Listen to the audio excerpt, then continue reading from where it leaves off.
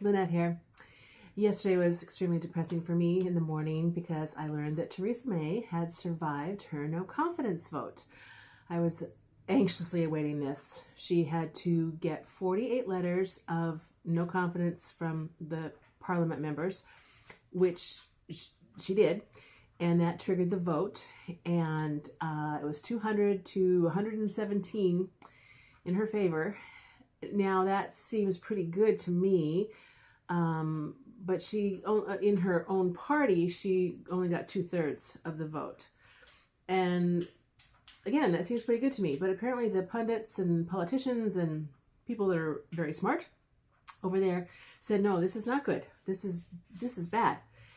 And the position it puts her in now is she can just dig her heels in, and they can't do another one of these votes for a year. She can resign, which there is precedent for that, as recently as Neville Chamberlain.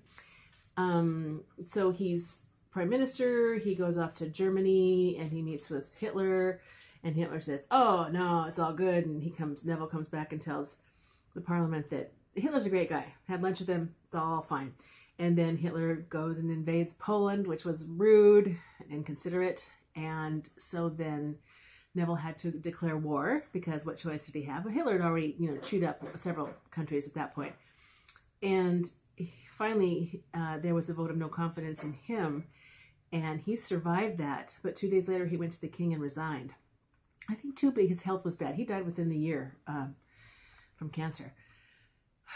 But, so the precedent of somebody having, survived this vote, but still feeling like the government isn't behind you, unlike here, they realize that they have to leave. Now, another option is that there is a parliamentary vote of no confidence. So what Theresa May had was a party vote of no confidence.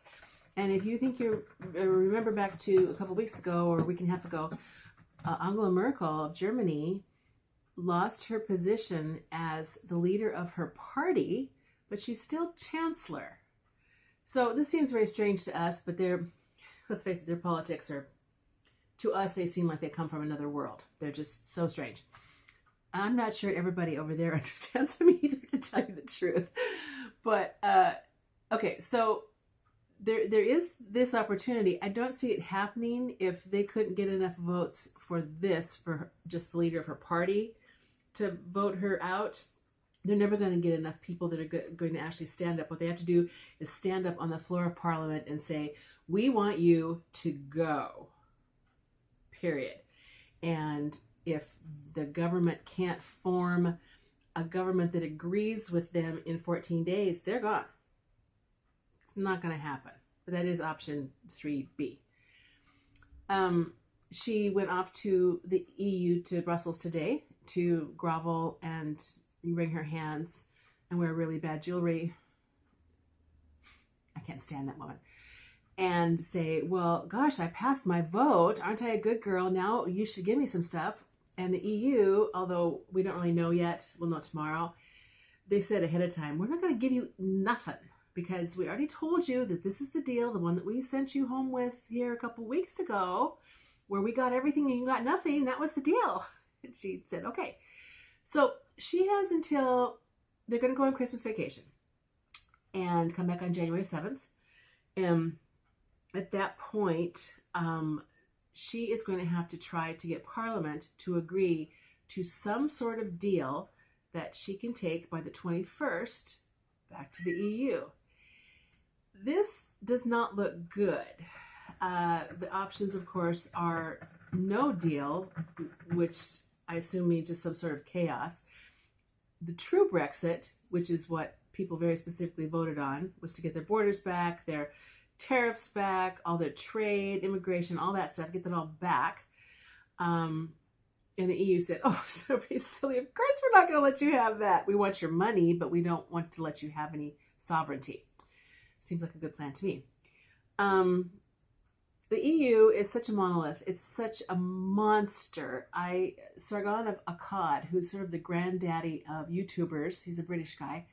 I'm going to put a link to this particular interview he did with Lord Pearson, who's in the House of Lords, and he is marvelous. He's smart and been in politics since the dawn of time. And he read something to us that was fascinating about the origination of the EU. Remember, the EU started in 1957 as the EC, Economic Community, and it was about trade and on things like steel and coal and energy things and gas and oil and all this stuff, very fundamental things. And probably a good idea at the time, but as you can see, you give a bureaucrat an inch, the bureaucrat will take a mile. So what a year before the EC started, one of the men that was responsible for forming this committee said, Europe's nations should be guided towards a superstate. I love that word. Without their people understanding. This can be accomplished in successive steps, each disguised as having an economic purpose, but will lead to federation. Now, if this isn't some sort of a weird Nazi-like manifesto, I don't know what is. And I don't know if he said this publicly or if this was something circulated amongst those new early bureaucrats that were forming this, but this is terrifying. And it's no different now.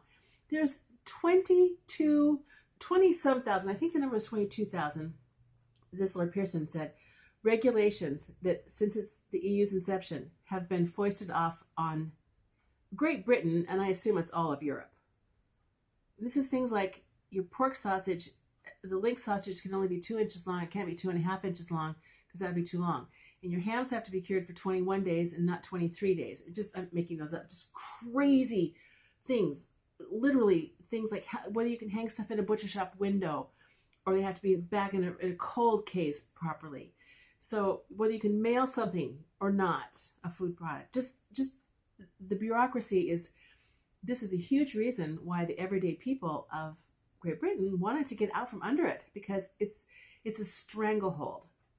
So one of her other options is to go with the WTO trade agreement, and that would be mutual residency, which is the 3.5 million non-British citizens that are in Great Britain now. You know, we got Poles and French and Slavs and Russian, we've got everybody over there. They're in there. And they would get to maintain their residency. We don't have to be throwing these people out. They've been here, a lot of them have been here for pretty much their whole life, and they have jobs, etc., etc. But then we will start, as attrition happens, making different guidelines for countries and for immigration that we want. The other thing is trade. We'll give you the trade that you want, but if you don't accept our trade deals, then we won't give the EU any money to be part of any kind of a large scale group, right? Which is £8 billion a year. It's significant. So I don't know what's going to happen.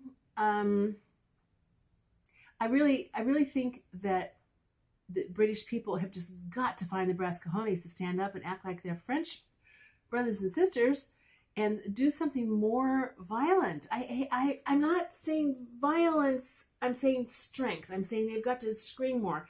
The Brexit march that happened on Sunday, super organized, tens of thousands of people, even though the mainstream media didn't report on it over there at all. They made their point, but those British politicians, they're so fear-based, they're just terrified of any change. The what-ifs scare them to death, even though there's proof that it's not going to happen. Plenty of economic smarty pants that say no, there's not going to be chaos, there isn't going to be death in the streets and starvation. So there you go. Look at these two. I put 2 articles in my description and take a peek at them. Thanks for watching. Bye-bye.